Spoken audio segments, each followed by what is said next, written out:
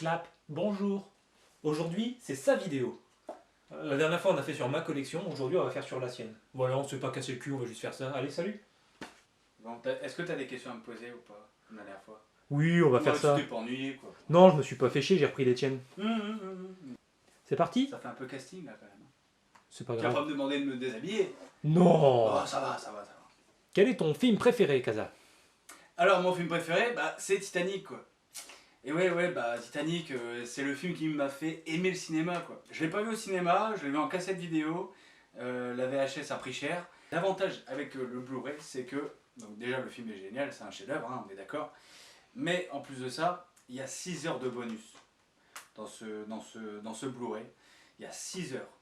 Dont les coulisses du tournage, quoi. Et c'est vraiment intéressant avec le tournage du Titanic notamment, puisque ça a été fait pratiquement avec des vraies maquettes. Il n'y a pas beaucoup d'effets spéciaux au final, enfin numériques je parle, hein.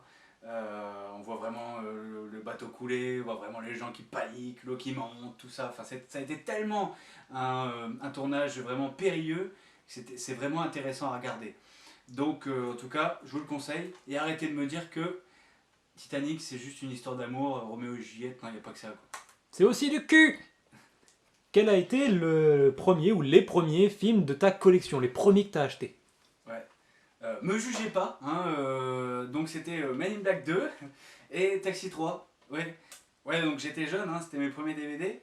Mais en tout cas, ce qu'on peut retenir, c'est que c'était un beau packaging du côté de Men in Black 2, parce que regardez, ça s'ouvre déjà, ça c'est cool. Là, on voit quoi? On voit Tommy Lee Jones et Will Smith. C'est beau, hein. Déjà, derrière, on voit le chien, ça c'est beau aussi. Et puis voilà, regardez, en plus c'était une édition collector, quoi. Donc vraiment, je me suis fait chier à acheter un film de merde. Mais bon, voilà, et je les garde parce que bon bah voilà, c'est mes premiers DVD, quoi. C'est comme tout, c'est comme les premières fois, t'as envie que ça marque, ça. Enfin bref. Et Taxi 3 par contre là parce que regardez, même la 3D elle est pétée, le film est pété vraiment, hein. Pourtant je suis un fervent défenseur du premier et du deuxième, notamment du deuxième. Donc voilà, vraiment le 3 là, faut arrêter. La course-poursuite finale, c'est le taxi qui est dans une montagne et qui est poursuivi par... là, on n'est plus avec une Mercedes, non, on n'est plus non plus avec des voitures japonaises. Non, avec des skieurs. Voilà, rien que ça c'est... Waouh. Mais dis-moi, Kaza, Oui. quel est le dernier film de ta collection que tu as visionné? Et ben le dernier, c'était La momie de Stephen Sommers. Je l'ai bien dit? Oui. Oui. Des C'est autres. ma vidéo, non? Donc, c'était avec Brendan Fraser et Rachel Weisz. Le film est sorti en 99, donc j'ai voulu le faire découvrir à ma compagne.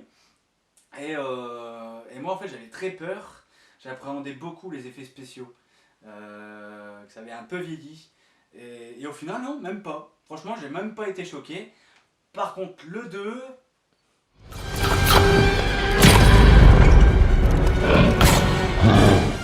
Alors Kaza, on a parlé au début du film le plus ancien de ta collection en termes d'achat, maintenant parle-nous du plus ancien en termes de date. Quel est le plus vieux film que tu aies? Donc c'est La règle du jeu de Jean Renoir, dans cette magnifique édition, Les films de ma vie, qui font des super belles éditions d'anciens films, donc ils restaurent, et puis en plus de ça, ils font carrément des digibooks. Donc là c'est en l'occurrence l'Odyssée du film. Et c'est génial. Oui, là vous dites, mais pourquoi ce film-là? Parce que je suis allé le voir, en fait j'ai eu la chance d'aller le voir au théâtre, à la Comédie Française, rien que ça. Et c'était avec Laurent Lafitte. J'avais adoré la pièce de théâtre, et sauf que je connaissais pas du tout le film à l'époque. Pourtant c'est un classique, hein, mais je connaissais pas du tout le film. Et on m'a dit, il faut que tu le vois, tout ça. Donc un jour je l'ai trouvé pas cher. Et oui, parce que bon, étudiant, hein, ça paye pas. Pas cher, et honnêtement, je l'ai vu. Donc faut dire que le film est de 39, et que Jean Renoir était à l'époque un metteur en scène de théâtre, hein, et ça se voit parce que il travaille beaucoup sur la profondeur de champ, c'est-à-dire que chaque décor a plusieurs plans, c'est-à-dire qu'on va avoir des personnages au second plan, au troisième plan même. et la scène voilà, il va laisser tourner sa caméra, enfin c'est du théâtre filmé quoi. Donc écoutez, je vous le conseille, hein, ça fait un peu de culture quoi, non, c'est sympa. Et non mais c'est vraiment sympa quoi. J'aime beaucoup les digibooks. D'ailleurs, je vous conseille beaucoup celui sur les raisins de la colère, il est comme ça. C'est ma vidéo, merde! Quel est ton film le plus récent en termes de date de sortie cette fois-ci? Ok, bah c'est un coup de cœur qui sera forcément dans mon top 2020, je vous spoil pour le podcast audio. C'est Jojo Rabbit de Taika Waititi. Donc Taika Waititi, c'est le réalisateur de notamment Thor Ragnarok. C'est à voir, c'est touchant, c'est drôle sur un sujet très dur. Il faut le voir, il faut le voir, il faut le voir. Et vous risquez d'entendre parler de Taika Waititi à l'avenir, que ce soit dans la vidéo et dans l'actu. Tu sais, nous on est jeunes, on aime bien la modernité, donc on va rester dans ce qui est récent, mais cette fois-ci ce qui est plus récent en termes d'arrivage. Qu'est-ce que c'est que... Qu'est-ce que t'as acheté le plus récemment? Et ça sent encore le neuf, parce que ça date il y a quelques heures. Il y a quelques heures, ouais.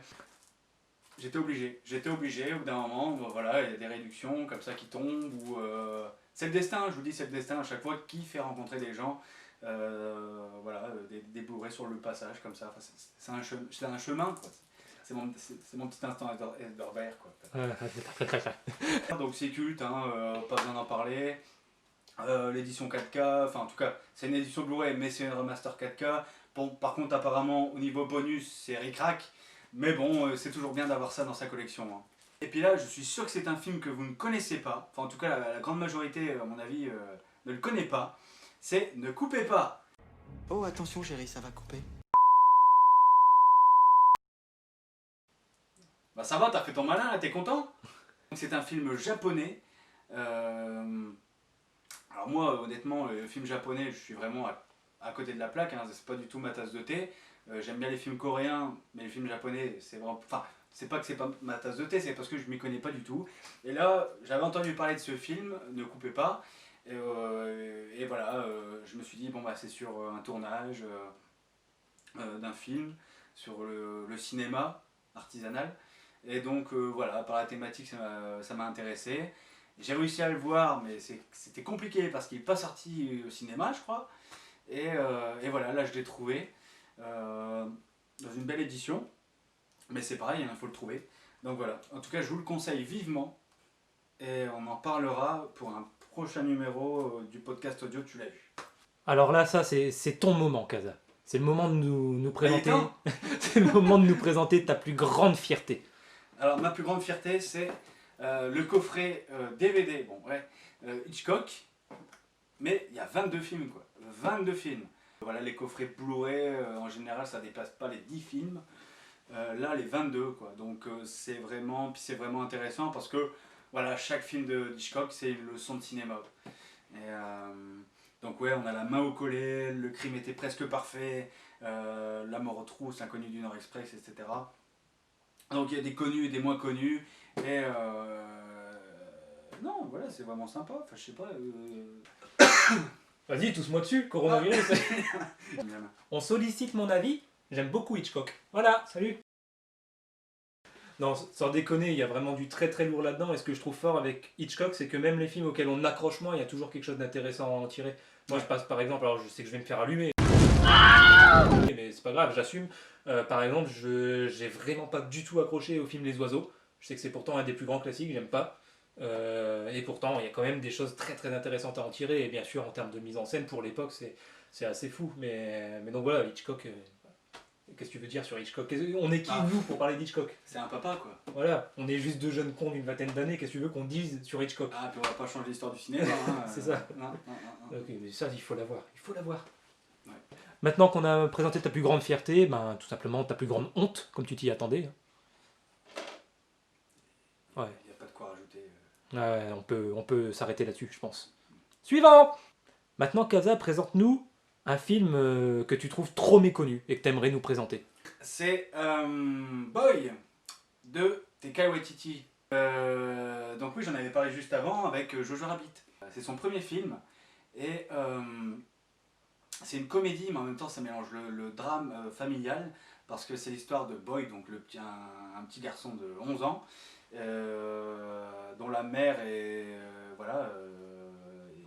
décédée depuis peu, et son père l'a abandonné, il se retrouve avec ses frères et sœurs, et sa grand-mère. Voilà, donc envoyez vos dons au 3615 3615. Donc oui, et voilà, il est fan de Michael Jackson, et c'est là où vient la légèreté, et il est persuadé que son père est un héros. Sauf que il va le rencontrer plus tard, et il va s'avérer qu'au final c'est juste un drogué, un alcoolique, et un immature. Voilà. Mais vous allez voir, avec ce petit extrait, vous allez trouver ça vraiment sympa.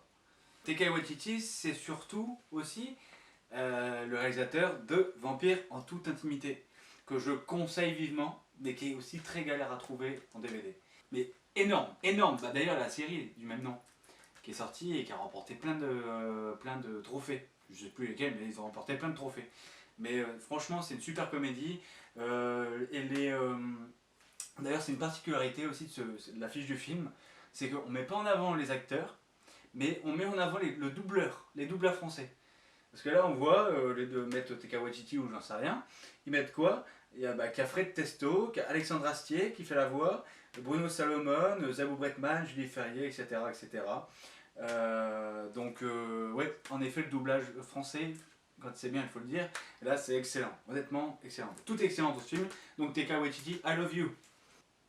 Alors, un petit peu dans le même registre que les films méconnus que tu voudrais faire présenter, bah, tout simplement peut-être un DVD ou un Blu-ray qui t'est tombé dessus vraiment par hasard, quoi. T'es tombé dessus, genre comme ça, quoi.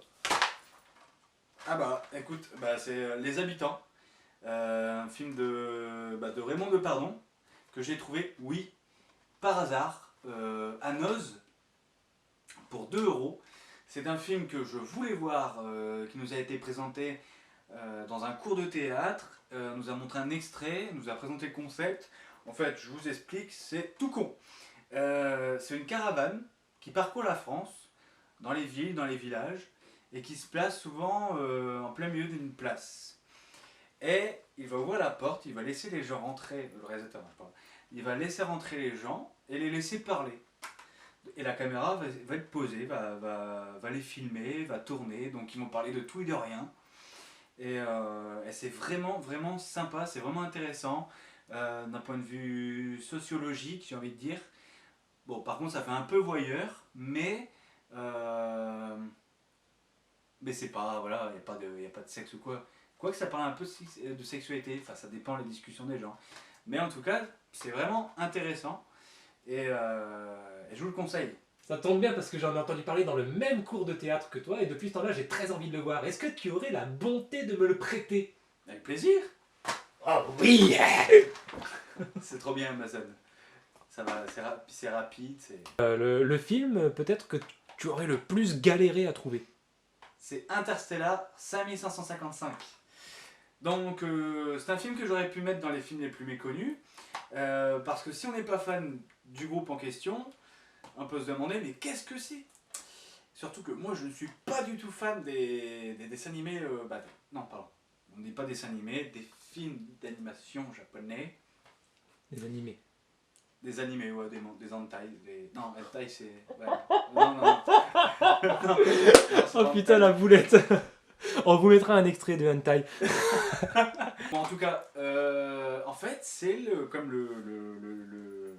comment dire, c'est écrit sur l'affiche, c'est marqué The Animated House Musical. Je crois que c'est la première fois qu'on a un film d'animation électro, c'est-à-dire qu'en gros, c'est l'album Discovery de Daft Punk qui est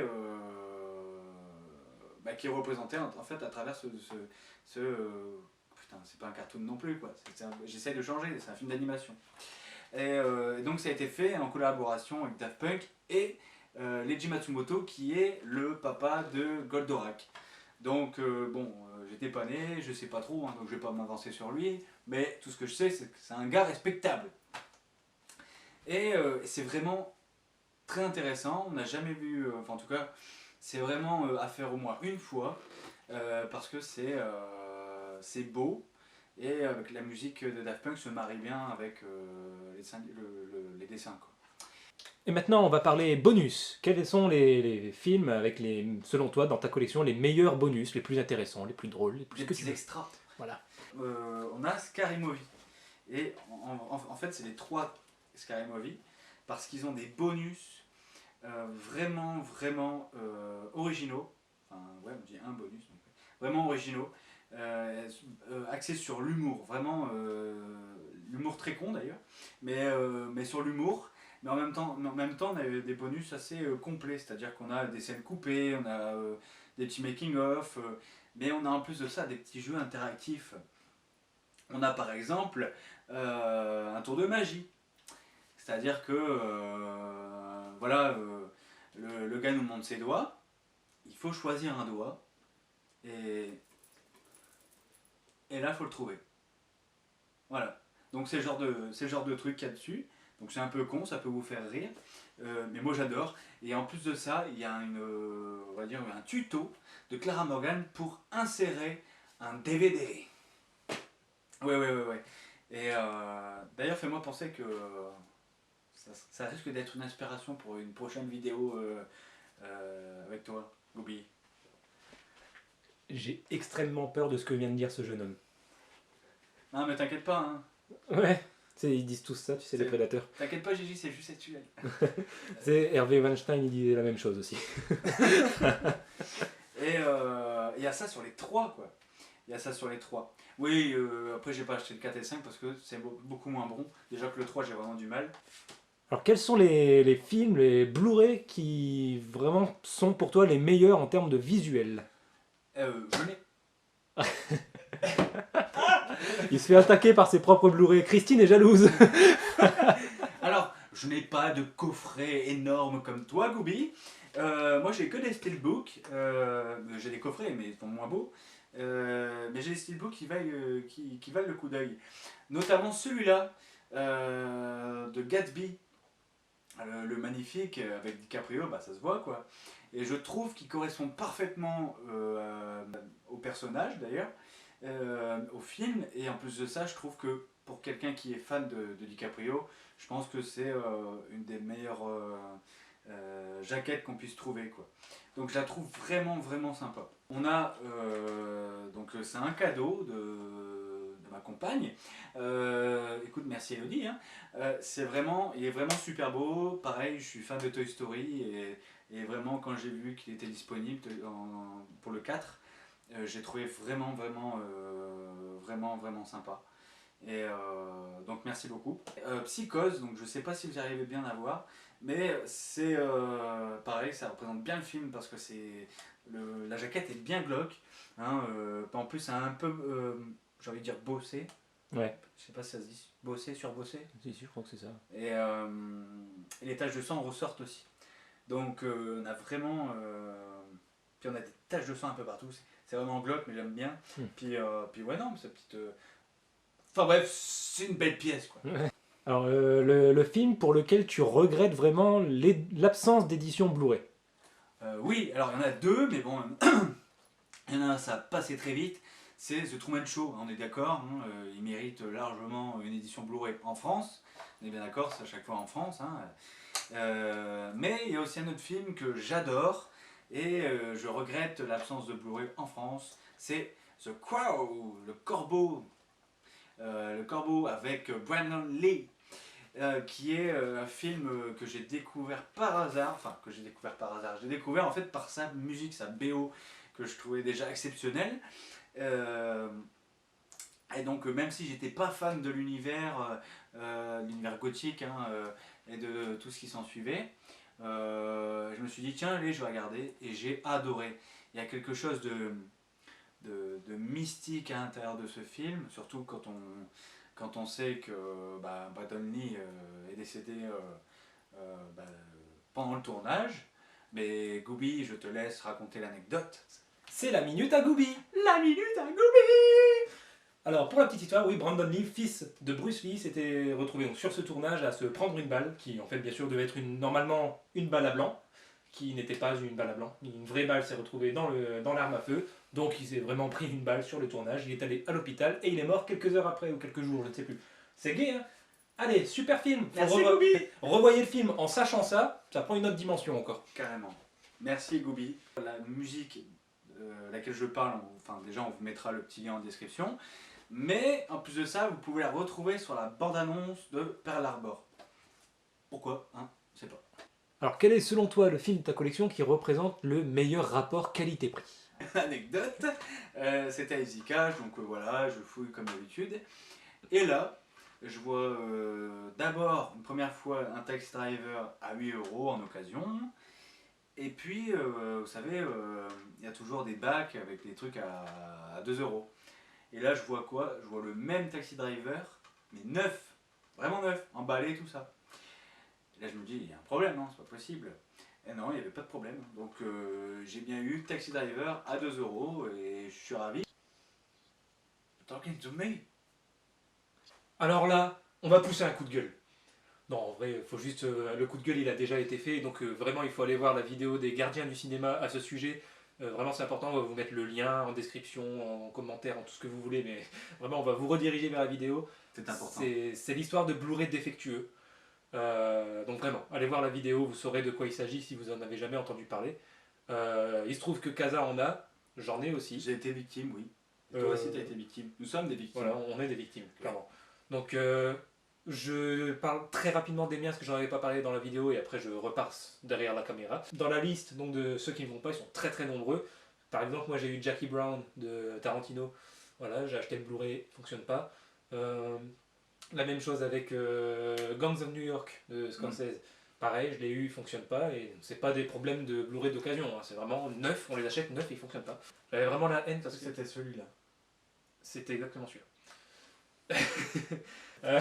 Et donc moi ouais, c'est sur le secret de Brokeback Mountain, j'ai vraiment eu la haine parce que j'avais la belle édition DVD Prestige, donc double DVD, vraiment très très belle, que j'ai malheureusement vendu pour acheter le Blu-ray parce que je voulais en meilleure qualité et puis bah, le Blu-ray fonctionne pas. Donc niqué, aujourd'hui je n'ai plus le secret de Brokeback Mountain. Quand je dis niqué, il n'y a aucun jeu de mots là-dedans. Bref, à toi, Ouais, parle il est des bon, tiens. ouais.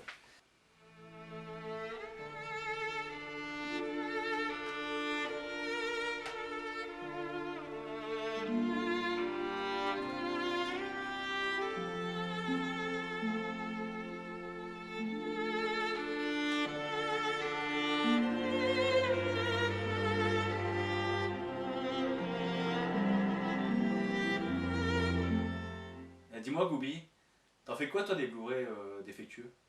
Bah c'est simple, moi je vais te montrer. Regarde, moi j'en fais ça. Ça. Voilà, salut. Donc on passe à l'antépénultième catégorie de cette vidéo. Un film que tu aurais acheté pour le podcast. Tu sais, moi dans ma vidéo j'ai dit que j'avais acheté par exemple Boudu. J'en étais pas très fier. Pour notre émission podcast sur GG. Et ben toi, qu'est-ce que tu as acheté pour notre émission? Oui, alors pour l'émission notamment GG des années 2010, j'ai acheté À pleines dents, une série documentaire de 10 épisodes sur GG et son road trip culinaire avec son ami Cuisto. Vraiment vraiment sympa, mais je ne vous en dis pas plus, vous avez qu'à écouter l'épisode. Et puis, on a tourné un épisode sur le cinéma français, c'est de la merde.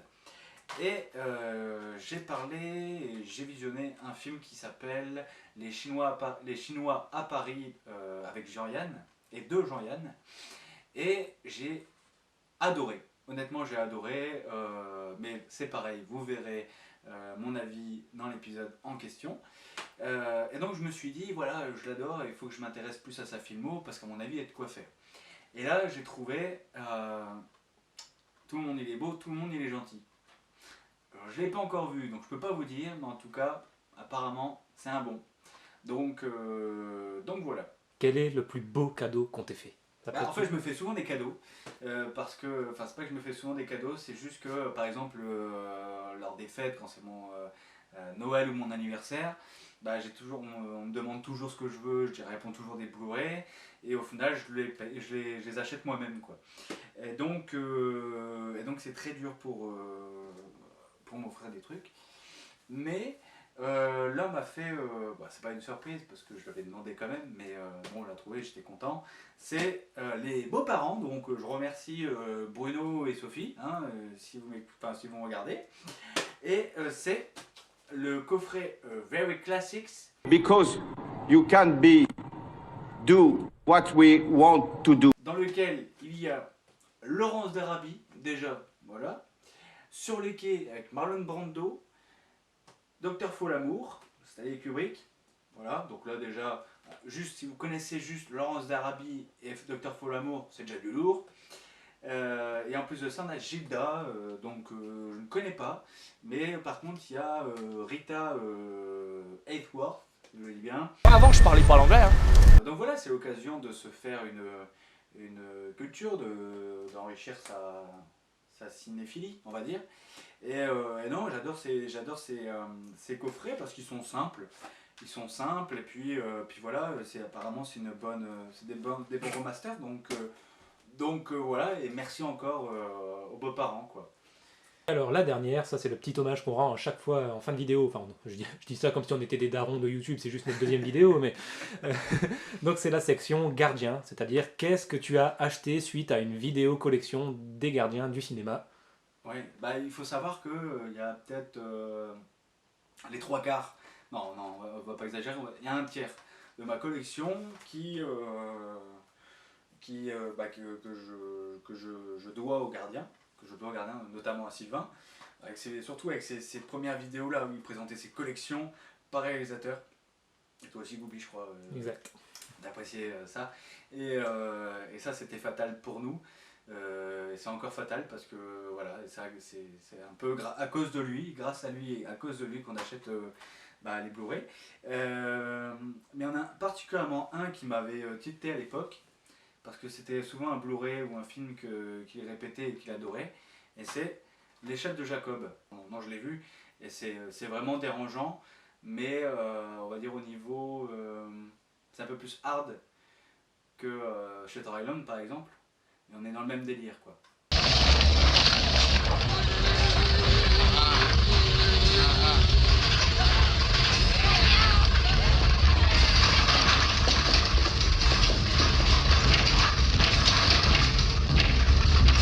C'est la fin de cette vidéo. On espère que ça vous a plu et là, oui. je vais encore me faire plaisir. Tu me laisses ce plaisir, Kaza? Vas-y. N'hésitez pas à mettre des commentaires, c'est bon pour le référencement, c'est bon pour nous améliorer. N'hésitez pas également à vous abonner et à appuyer sur la petite cloche pour être prévenu à la sortie de nos vidéos. Allez, salut, ciao, c'était Goubi. Non, mais en tout cas, j'espère que vous avez apprécié une partie de ma collection. Et on vous retrouvera bientôt pour une nouvelle vidéo. Et donc, si vous avez bien suivi, il ne reste plus que la collection de Gravelax. Et pour ce faire, parce que on se repose jamais sur nos lauriers, on va tenter une certaine mise en scène. Voilà, on vous en dit pas plus, mais on espère que ça va vous plaire. Voilà, donc comme Goubi a dit, laissez vos commentaires pour n'importe quel avis, positif ou négatif. On prend tout. Bonne soirée, bonne journée, à bientôt quoi. Au revoir. Clap.